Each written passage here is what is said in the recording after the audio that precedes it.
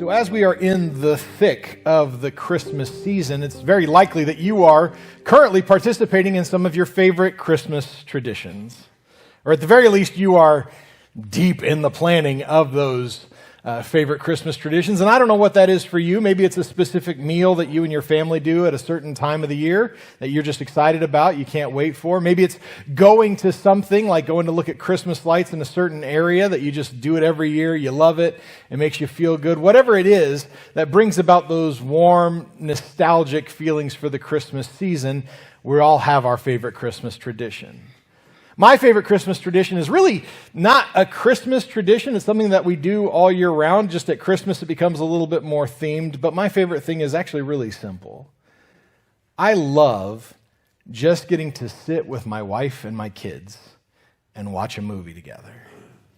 At Christmas time, we have our own list of every movie that we're going to watch. We want to make sure that we hit certain movies at least once a year if we can help it. For me personally, we got to have Muppets Christmas Carol. It is the best interpretation of Charles Dickens' Christmas Carol, and I will not be hearing any arguments. Thank you very much. Unless it's Gonzo telling me the story, I don't want it. But we just have this tradition where we just get together. And we do this throughout the year, like I said, and it's something that we just love doing. I just love being able to be around my kids, be around my family, and just enjoy our time together. I have noticed something about my children. It's something that I've noticed a long time ago, but I thought by the time we reached this point, though, we might be a little past it. And if I'm honest with you, with both of them in the room right now, it is something that does detract a little bit from my enjoyment of this time together. Ever since the girls were little, anytime that we have ever introduced them to a movie that is new for them, but not new for their mother and I, they constantly are asking questions throughout the movie. Is this going to have a happy ending? Are they going to kiss? Is that guy going to die? Come to think of it, I don't think it got started until we introduced them to The Lion King and they watched Mufasa die. Even more, come to think of it, like I think Disney in the 80s and 90s were set out to traumatize an entire generation of kids who are now inflicting that same trauma on their own children. But as the kids have gotten older, we've kind of been introducing them to some movies that are a little bit more age appropriate, movies that Mandy and I have been looking forward to watching with them for one reason or another, because they're some of our favorites. And I thought that by the time we reached 13 years old, that maybe we'd be done asking all those questions, but just this past week, I introduced them to a movie that was new for them, not new for me, and sure enough, every 10 seconds it felt like another question was being popped up. But here's the thing. In those 13 years of us watching those movies with the girls that are new for them, not new for us, my answer to the questions has always been the same, regardless as to what the question was. They would ask me any sort of question, I would tell them the same answer. Just let the story play out. Trust me. No matter what the question is, that's what I tell them, is just let the story play out. Trust me. Are they going to kiss? Just let the story play out. Trust me. Is she going to be able to get what she wants? Let the story play out. Trust me. Is everything going to be all right when Atreyu and Artrax walk through the swamp of sadness? You probably weren't expecting a reference to the never-ending story in your sermon today, but you're welcome. But that's the thing, they consistently want to know that, but my answer is always the same, to just let the story play out, let it happen, let what goes on take place. But even with all the questions, even with all of the asking of what's going to happen, of whether or not she's going to get what she wants, or whether it's going to be a happy ending, we always make it to the end of the movie. I'm a firm believer in letting it keep going, even when we reach those tough parts that maybe are a little harder for them to digest or traumatize them. We still keep going. I almost force them, dragging and kicking and screaming, to get through all of that. And it's almost always that after the movie is over, that the questions that they have been asking me are all answered. And they are at least satisfied in knowing that those answers have happened. That doesn't mean they always like the movie or they always like the way the movie ends, but at the very least they get the satisfaction of having all those questions answered. And I have more than once overheard them telling their friends about the movies that they've watched and how much they liked it. And in fact, now that they've hit 13, they've wanted to start having their friends over to watch the movies that they've watched. And not too long ago, they were watching a movie that was new for their friends, not new for them. And one of their friends asked the question, what's going to happen to this person? They don't know that I heard this. But I heard him say, just let the story play out. Trust me.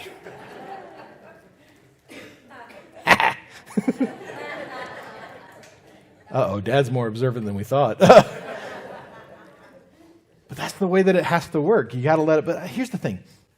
As much as it might bother me that they ask questions all throughout, I can't say that I don't understand why they're asking those questions. Right? They know that mom and dad know how this story plays out, and so they want to know. They want to be in on that sort of thing. They want to make sure that if they're going to watch this entire movie, that they're going to fall in love with these particular characters, that things are going to happen that are going to end up well for them. They want to know that everything is going to turn out all right before we get to the ending of that movie. And aren't we the same? A lot of us will actually go online. We'll look for spoilers for movies online. We'll get told in I don't know, I watch a lot of YouTube reviews for movies to find out if it's going to be worth my money to go see it in the theaters or not. And they'll always say, spoiler warning, but if you want to skip the spoilers, go to this time card. I don't remember the last time I went to that time card, right? Because I want to know how the story is going to play out.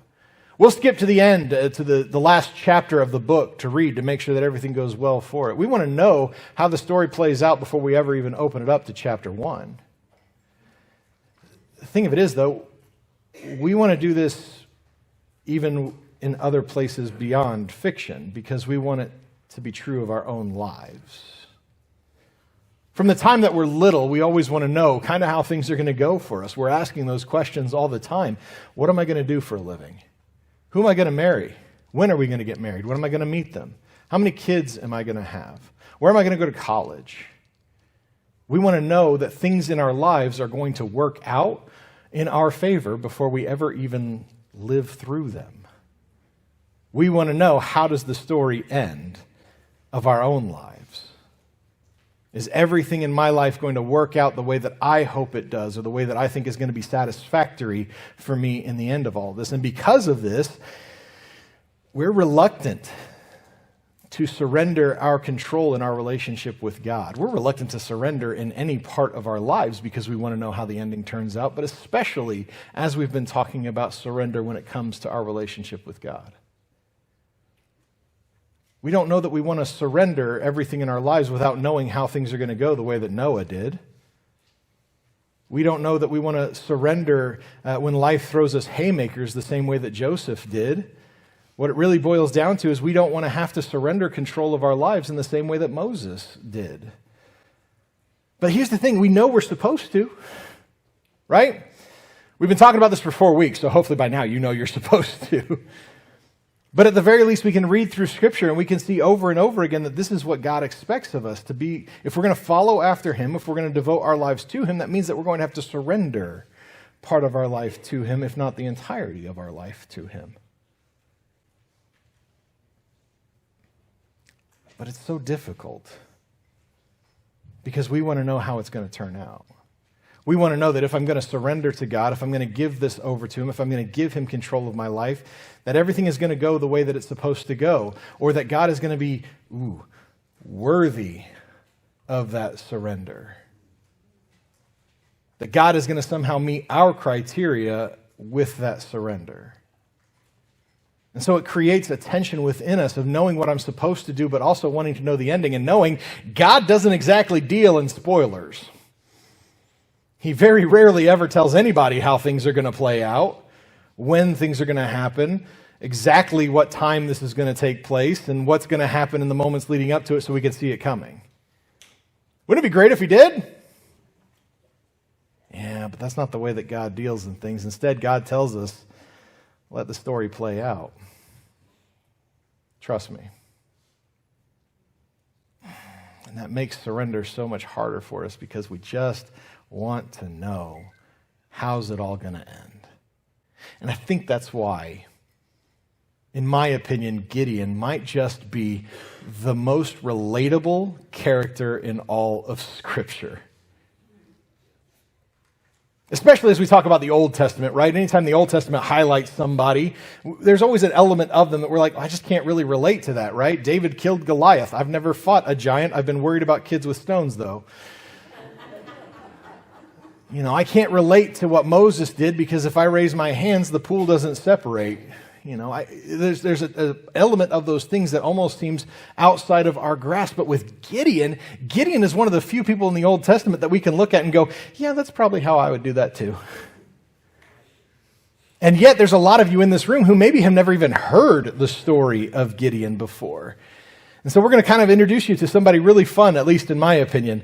We find Gideon's story starting in Judges chapter 6. So if you would get there in your Bibles or on your apps, that would be fantastic. But as you do so, I feel the need to give you a little bit of understanding about the book of Judges.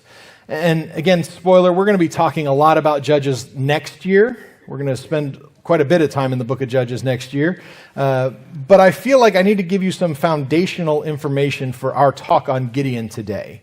And the first thing that I want to make you aware of is that in my opinion, just my opinion, this is Brandon, this is not universal, but in my opinion, out of the 66 books that make up our Bible, I find Judges to be the most depressing book.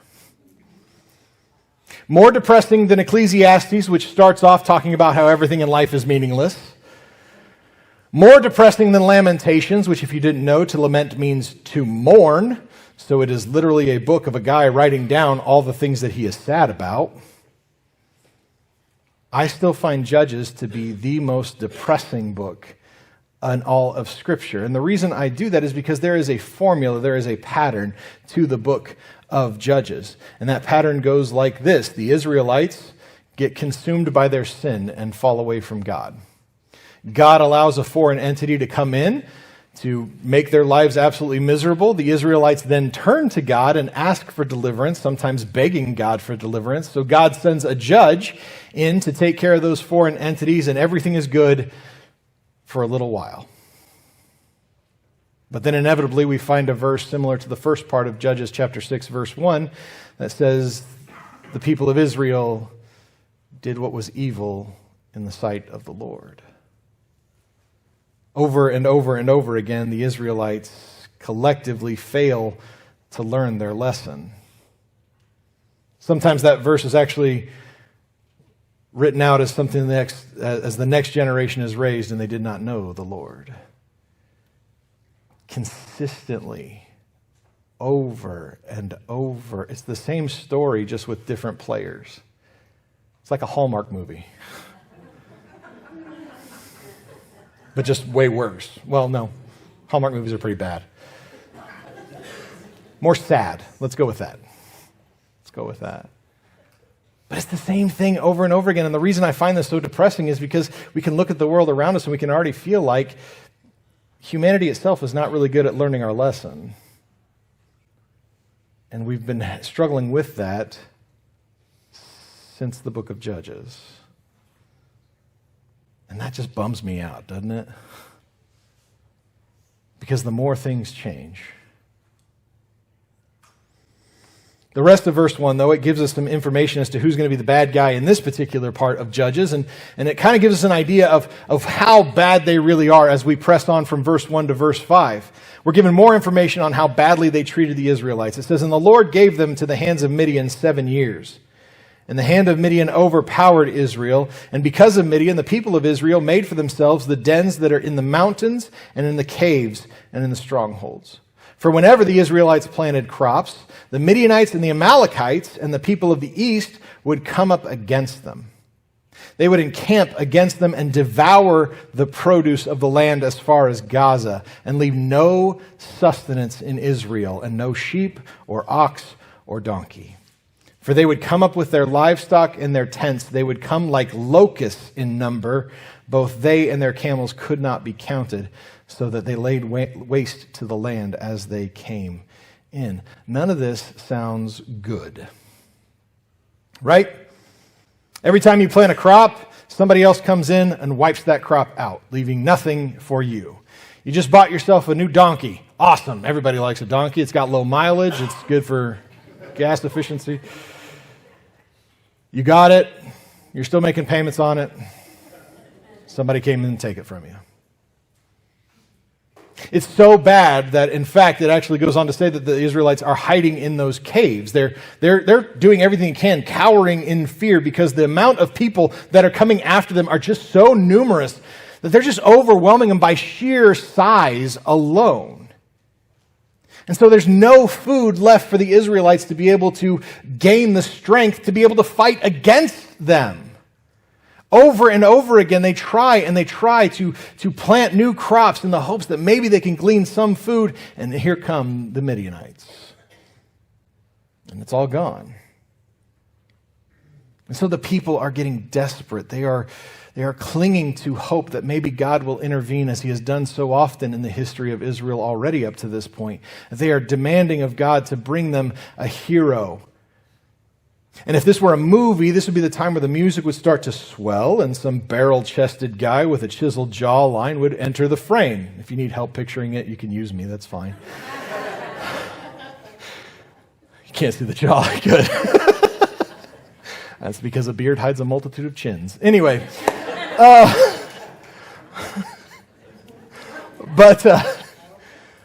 But the hero that we're introduced to in verse 11, well, it's not exactly the hero that we'd expect. Again, verse 11 actually tells us a little bit who our hero is. It says, "Now the angel of the Lord came and sat under the terebinth at Ophrah, which belonged to Josiah the Brezite, while his son Gideon was beating out wheat in the winepress to hide from the Midianites." Now, to understand why this is such a weird way to introduce the hero of a story, we need to understand a little bit about ancient Israel grain production, right? And some of you just got really sleepy as I said that. Right? But when you grow grain or wheat, it always comes on a stalk, and on the top of that stalk is the head of your grain. And that's what holds what you really want. It holds the kernels of grain. But that grain is held together by inedible parts known as the chaff. And so in order to get what you need from the grain, you have to separate the wheat from the chaff. Right?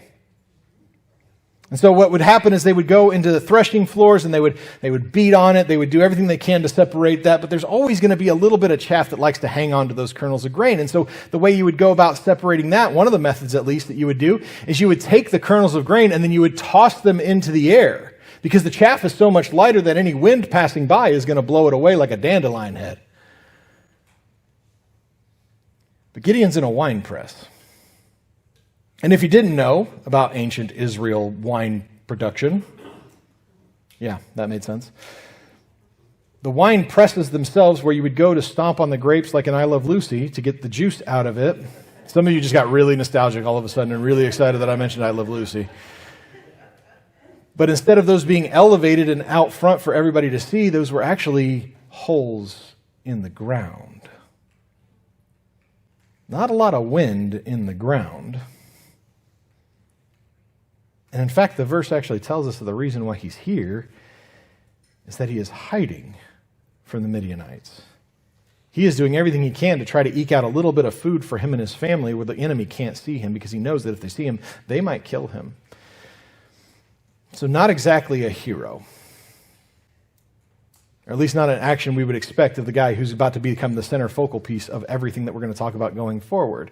So it's a little bit ironic, at least, that when the angel greets Gideon in verse 12, he says, "The Lord is with you, O mighty man of valor." Did it with a straight face and everything. Gideon, of course, is taken aback, right? If you're in a hole in the ground trying to hide from everybody, and all of a sudden this strange dude just walks up. He's a little bit shinier than most of the guys you've ever met in your life. And he calls you a man of valor, that's going to be a moment you're not going to forget very much, right? But when Gideon kind of starts to piece together, this might just be an angel of God, he starts asking this angel questions that I think are frankly relatable to all of us, right? He starts asking him, why is everything so hard for us right now? If God cares about Israel, why have we been forsaken? Why has he allowed these people to come in and wipe out harvest after harvest? If God really cares about us, where is he? And the angel's response is probably not one that Gideon expected, because the angel tells him in verse 15, it says, and he said to him, the angel tells him that God has chosen Gideon to be the one to free all of Israel, and Gideon is surprised by that. He says in verse 15, please, Lord, how can I save Israel? Behold, my clan is the weakest in Manasseh, and I am in the least of my father's house. What a fun hero, right? My clan is the weakest one, and out of all of them, I'm the weakest of them. Good self-awareness. But this is not exactly the person that we would expect to be a hero. In fact, this is probably the person that Gideon himself wouldn't expect to be a hero, because nobody would ever expect Gideon to be the hero of the story. Nobody would expect this guy who is hiding in a hole in the ground, trying to eke out a little bit of food, worried that somebody's going to come along, see what he's doing, and end his life. This is going to be the hero. But God has just told him, you're going to be the one who's going to do it. And this doesn't make any sense to Gideon himself.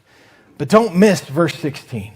Do not miss verse 16. I think it's the most important verse in all of chapter 6. It says, and the Lord said to him, but I will be with you, and you shall strike the Midianites as one man. God tells Gideon that he is going to be right there beside Gideon, that he has told Gideon, this is what you're going to do. I'm going to be there with you. In essence, God has just told Gideon, let the story play out. Trust me. But trust doesn't exactly come easy for Gideon.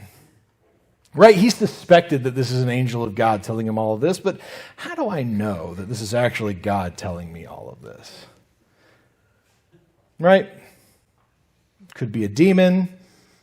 Could be some friends trying to play a prank on me. Could be the enemy themselves. So how do we determine? Well, Gideon asks for a sign.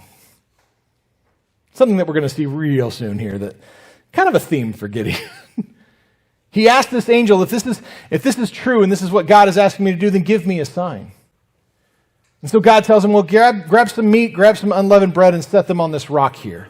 And then after he does that, he pours broth over top of them. Now, I don't know what kind of broth you have at your house. Mine's pretty liquidy, right? So he gets everything nice and soaked in broth, which is really great for that bread. I'm really excited about that. But he soaks all of this in broth, and then the angel comes up to the rock that Gideon has placed this stuff on, and he touches it, and poof, it all catches fire. No wood, no kindling, no matches, just meat and bread that's soaked in broth on a rock. It catches fire, and that fire is so hot it doesn't just burn the meat, it burns it up. It is gone. It is nothing but ashes left. That's a pretty definitive sign that this is God, right? And so Gideon is now starting to come to the belief, yeah, I think it might be God. And so he's willing to at least surrender somewhat to him. And God gives him a simple task to start off with. The first thing he tells Gideon to do is, I want you to go into your hometown, and I want you to pull down the altar of Baal. And then I want you to cut down the Asherah pole. And the reason why God wants him to do this is because this is removing the signs of Israel's idolatry. This is the stuff that got them in trouble in the first place, and as we find out in the Old Testament, a lot. So get rid of this stuff. It is a small victory, to be sure, but this is God telling Gideon to start to set things right, to reestablish Israel's commitment to God and God alone. It is a small victory, but it is a victory nonetheless, and it's a good thing that he gets it, because things are about to get real hairy. See, the Midianites and their pals, the Amalekites, they get together and they decide, hey, you know what would be fun? Let's hit Israel again. They won't see it coming. We've only done it every year for 7 years. They're never going to see it coming. It's going to be great. But this time, however, Gideon starts a recruitment on a military force, and he does so by blowing a trumpet. Ska music will get anybody excited. But he blows the trumpet and starts gathering men. And Gideon knows what's coming. He knows that this is what God has called him to do. He knows that this is the thing that's about to happen. But there's a lot of them. Right? It's one thing to be told, hey, this is going to happen one day, right? But then you actually get a little closer to that day. If you're told, hey, we're going to have surgery on this, it's going to be 6 months from now, you're going to need to have surgery on, I don't know, your leg. You're probably not thinking about it that much that day. You're like, oh, okay, cool, 6 months. But then as you get to 3 months away from it, ooh, you're a month away from it, you're a week away from it, it's tomorrow. Gideon knows that God has promised him that he is going to be with him. But now he can see the Midianites. Now he can see the Amalekites. And there's a part of Gideon that's a little bit worried. What if God bails?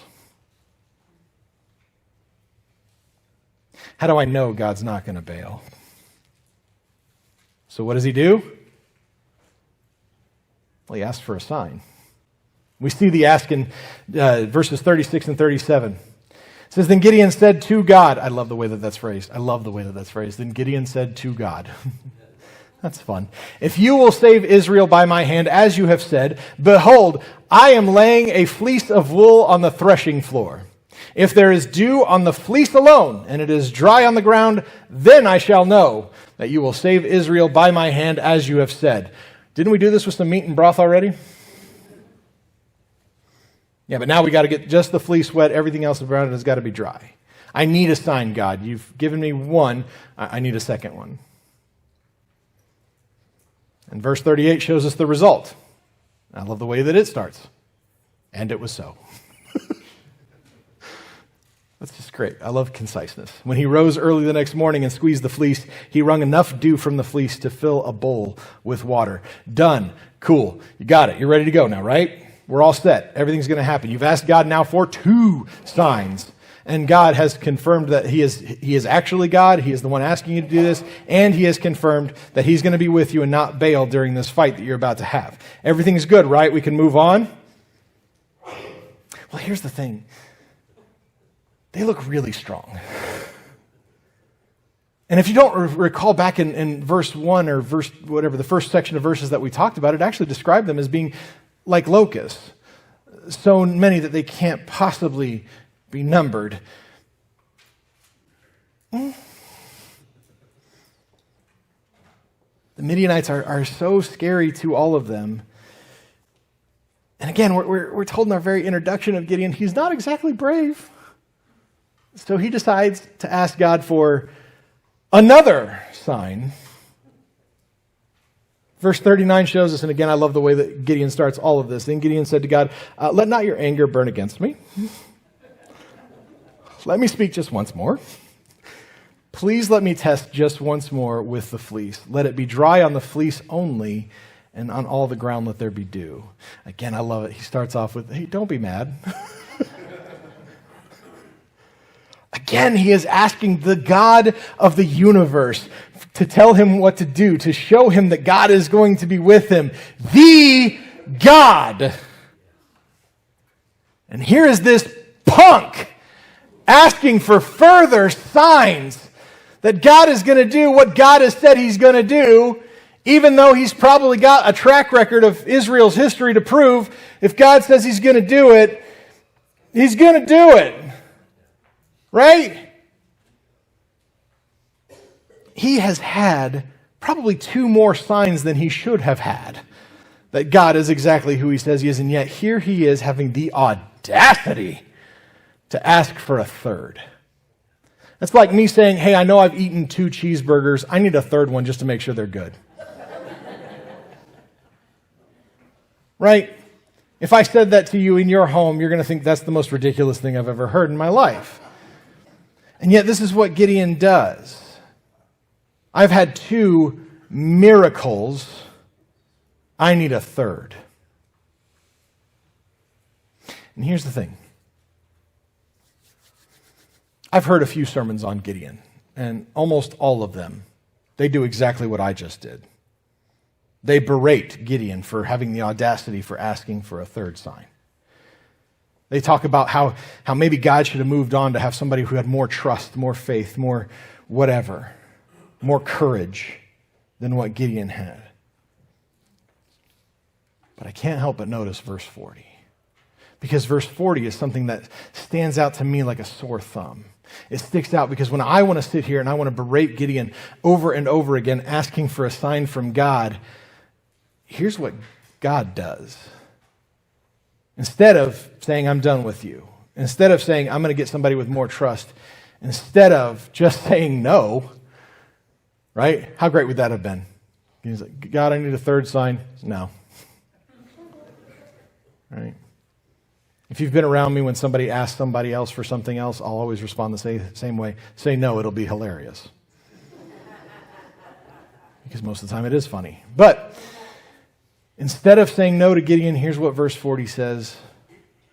And God did so that night. And it was dry on the fleece only, and on all the ground there was dew. Gideon has been nothing but reluctant to surrender his fear and his trust that God is going to move. And instead of getting angry with him, God is instead patient with Gideon. He's patient as he reassures Gideon, let the story play out. Trust me. And this third sign would be it. That's all Gideon suddenly needs. He's ready to surrender to God, and God would give him victory over the Midianites, although in an unusual fashion. I would advise you at some point in time, if you're unfamiliar with that story, which is wild, spend some time either today or tomorrow or throughout the week reading through the rest of Gideon's story in the book of Judges. Because this is such an unusual situation. It is striking to me, though, that God would continue to be patient with Gideon through Gideon's reluctance to surrender.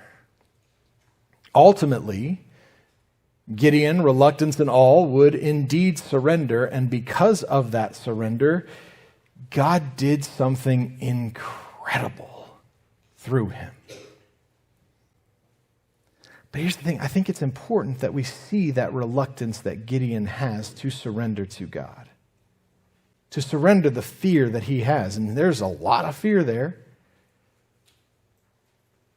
He is surrendering to God, trusting that God is going to be able to do this, but he is reluctant to do so. And I think the reason why I really want to highlight it is because, frankly, I'm reluctant to surrender to God. There have been so many times in my life, looking back, where if I'd been surrendering to God here, things would have played out differently. If instead of choosing to say, God, I don't trust you here, which is ultimately what I'm saying, things might have worked out better for me. But I am incredibly reluctant to surrender to God, and I'm going to guess I'm not the only one in this room. We have repeatedly said throughout this series that surrender is incredibly difficult for us, that it is hard for us to surrender control over everything to God. All of us know that giving over that control is difficult, it is sometimes painful, it is always terrifying, because we don't know what's going to happen. But here's something that we tend to overlook, and not just here. We literally do this all the time. I think it probably across our faith. We forget this all the time. God knows that.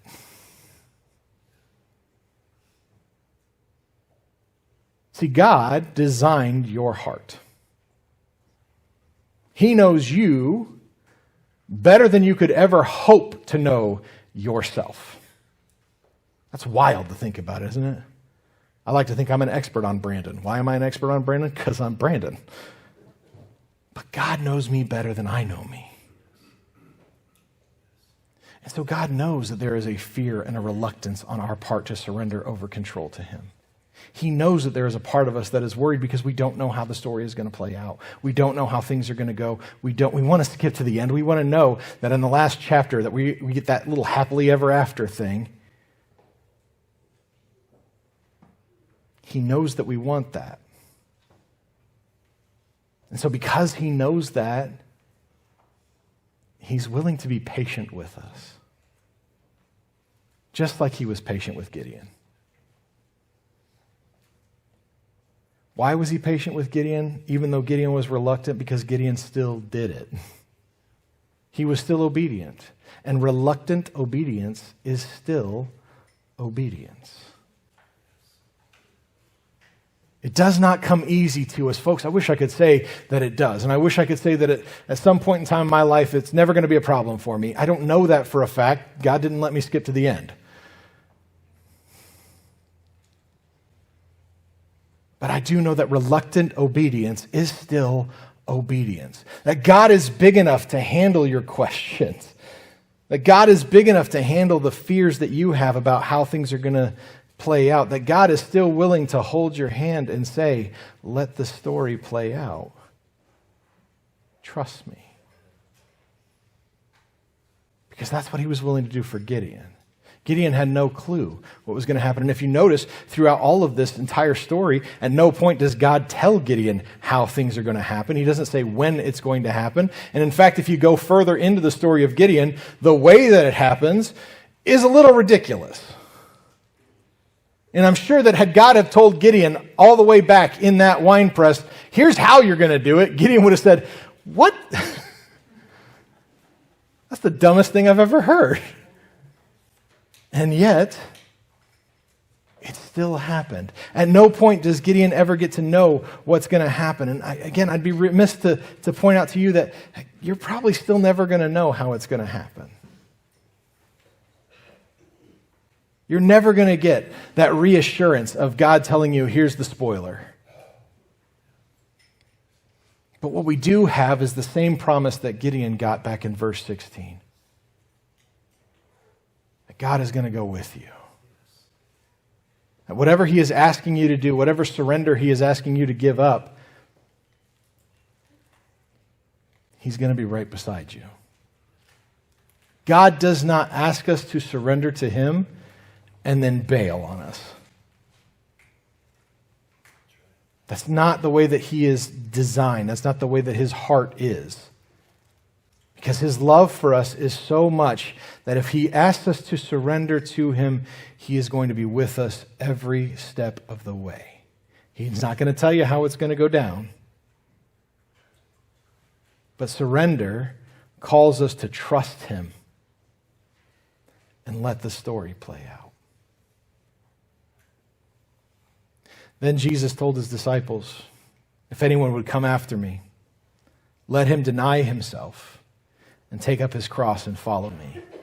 For whoever would save his life will lose it, but whoever loses his life for my sake will find it.